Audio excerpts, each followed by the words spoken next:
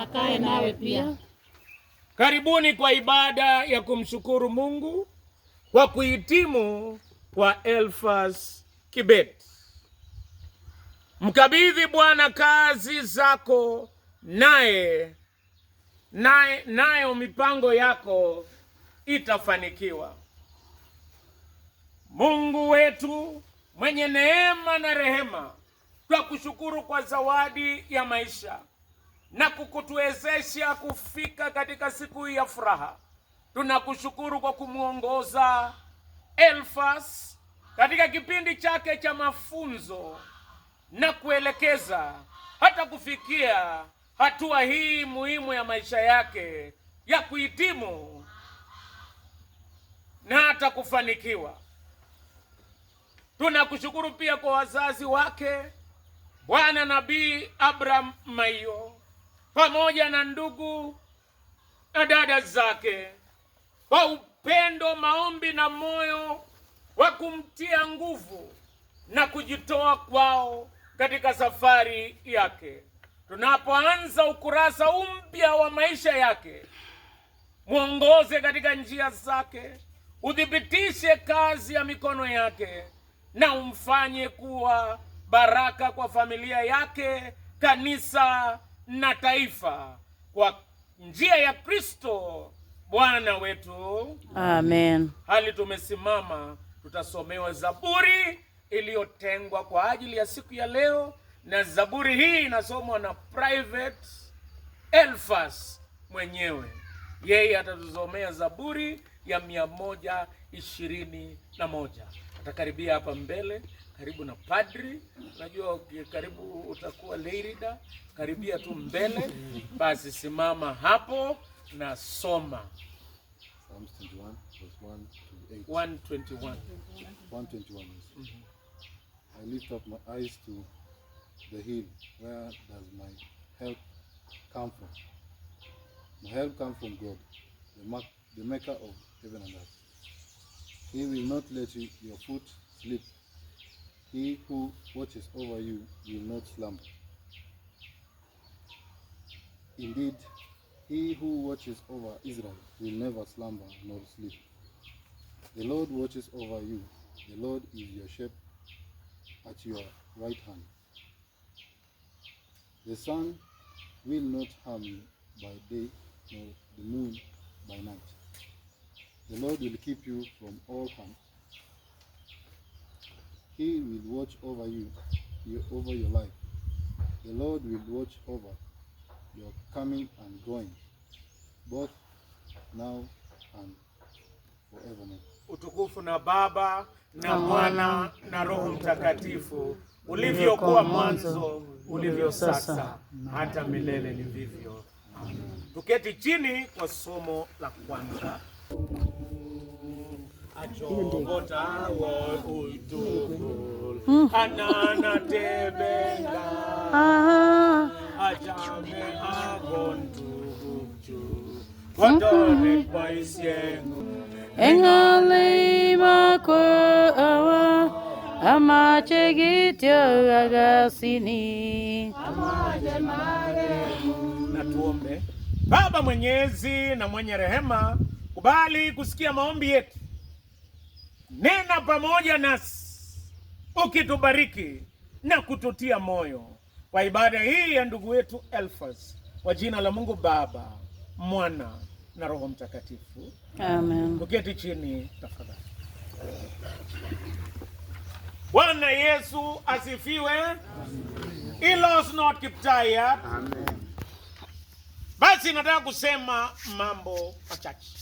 Leo wacha niongeleshe sisi ambao tuko hapa.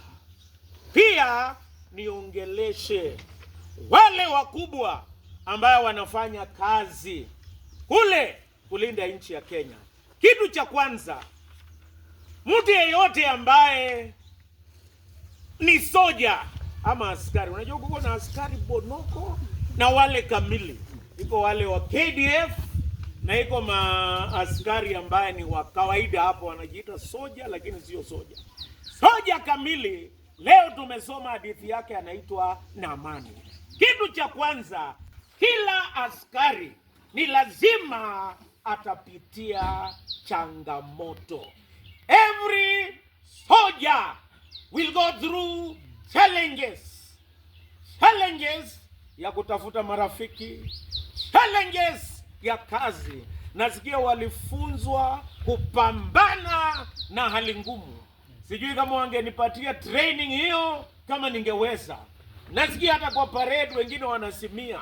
But a soldier never dies or never quits. No retreat, no surrender. Soldier number one, a soldier must go through challenges. Na ukipata askari ambaye hajapitia challenges, jua yeye ni askari bandia. Nyinyi mmepitia challenges, ndio ufuzu. Nama alikuwa na challenge yake. Hata nyinyi mmepitia challenges yenu, ndio mfuzu. You have gone through challenges. Kitu cha pili, soja lazima asikie sauti ya Mungu ndio afanikiwe. Hata walipoteka wasichana, wakateka msichana mdogo na wakamtuma kwa nyumba ya askari, na yeye akahubiri. Kila soja Mungu anampenda, anamtumia watu wa kumpa ujumbe. Na leo kwa Elfas soja, Mungu ametuma mchungaji Chesosi leo usema neno wako, kwa sababu ni lazima soja asikie sauti ya Mungu. Uko na kelele mingi dunia hii, kelele ya betting, kelele ya siasa, kelele ya maneno, hata kelele ya vita na mambo mengi ambayo si mazuri, lakini Mungu bado anatuma watu wake waongee na wewe. Leo hii baada haijafanywa kimakosa, Mungu alitaka nipate nafasi ya kuzungumza pamoja nanyi, niwaambie neno la Mungu. Jambo la pili, kila askari ni lazima asikie sauti ya Mungu. Sauti ni mingi. Kuna wale ambao wanaenda wanasikia sauti ya kupigana.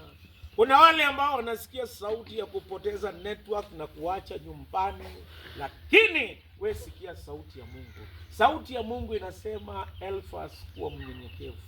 Sauti ya Mungu inasema concentrate on your line, obey your orders. Pole, nataka nitoe mfano ingine ambaye sijui nitasemaje, lakini wacha niseme.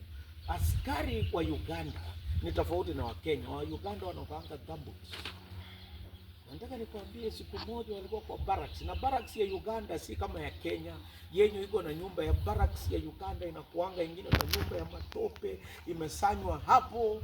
Na sasa ilikuwa saa 11 kamili, imebakia dakika 5. Kulikuwa na askari anaoga, na unajua akioga vile alizaliwa, yani alikuwa anaoga. Ilipofika 5 sharp wakapiga virimbi. Askari anasikianga sauti ya wakubwa.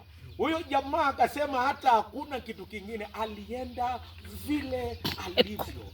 Unajua wimbo niitwa yani ole me. Yani akafika huko na akapiga yes sir. Wakasema wewe ni nani? Akasema mimi ni private. Wakasema kutokea leo wewe ni sergeant. Umesikia sauti ya mkubwa. Na kusema sikia sauti ya mkubwa. Lakini mkubwa zaidi ya yote, jina lake ni Yesu Kristo. Ukienda popote sikia sauti ya Yesu Kristo. Sauti ni mingi. Naaman akasikia sauti. Na aliposikia sauti ilikuwa inamwambia rudi Israeli, huko ndio kuna uponyaji. Hata mimi nasema kule kanisani ndio kuna uponyaji, kuna baraka na kuna ushindi. Na yeye kitu cha tatu, kila askari mzuri anatii sauti ya Bwana. Na yeye akatii, akaenda kule. Kwanza alifikiri uponyaji inapatikana kwa mfalme. Mfalme akararua nguo hakuna. Elisha akasema nitumie huyo mtu. Na alipomtumia akamwambia enda mto Yordani, oga mara 7 na utapona. Huyo askari akasema wacha niache. Unajua ni kama iko mto hapa chini. Ni kama governor ama askari mkubwa kuja aone padri hapa St. Mark's Toro. Na nimwambie enda oga mtoni hapo mara 7. Hata niambia unafikiri mimi msinde kwenda kuoga hapo mtoni mara 7? Mimi siwezi. Lakini maaskari wengine wakamwambia, usipotii utakufa. Tii neno la Mungu. Na akanyenyekea, akatoa kirauni yote na kila kitu, na akaingia mara ya kwanza, mara ya pili, mara ya tano, bado ya sita na ya saba, mwili wake ukarejea. Ninaomba kwa neema ya Mungu, tii sauti ya Bwana kwa ukamilifu, na Mungu atakurejesha penye kuna baraka na kuna ushindi. Hata wazazi, tii sauti yao. Hata ukienda popote, tii wakubwa wako, tii na unyenyekee. Toa vitu vyote, nyenyekea mbele za Bwana na wazazi na wakubwa wako, na Mungu atakuinua. Hata maneno yote ambayo utasikia wakati wa mazungumzo, Mungu akuongoze. Elfas, Mungu wa amani awabariki. Amen. Anasema kila askari lazima apitie changamoto. Kitu cha pili, kila askari Mungu anatuma mtu wa kumuongelesha, na leo Mungu amenituma hapa. Sikia. Kitu cha pili, tii, na ya tatu, nyenyekea. Na ukinyenyekea, mambo mazuri yatakuja mbele yako. Mungu wa amani akubariki Elfas. Na asante, hatujawahi fanya sherehe juu ya hapa, mpaka mkubwa akakuja Elfas, tukasherekea hapa. We are very happy. Mimi nimefurahi sana kukuja hapa, na hata nilipigia mzee simu nikamuuliza uko wapi? Akaniambia niko kwa hema. Akasema wapi? Akasema ako kule barracks. Nikasema unafanya nini? Akasema si Elfas anafuzu. Akasema mbona huko niambia? Akaniambia padri hujui, nilifikiri nimekuambia. Kumbe yangu haikukuwa ya huko barracks. Tena huko watu ni wengi, hapa fresh air. Naona mambo, na tunaona private akisoma Biblia na kufanya kazi zingine. Mungu wa amani akubariki. Kwa jina la Mungu Baba, Mwana na Roho Mtakatifu. Amen. Mbariki Baba Mwenyezi Elfas. Bariki na mtumishi wako Abraham. Bariki Baba Mwenyezi na mama, hata na watoto wengine wa jamii hii, ndugu na dada. Bariki na jamii yao, na hata kwa ibada hii tuisi uwepo wako. Kwa jina la Mungu Baba, Mwana na Roho Mtakatifu. Amen.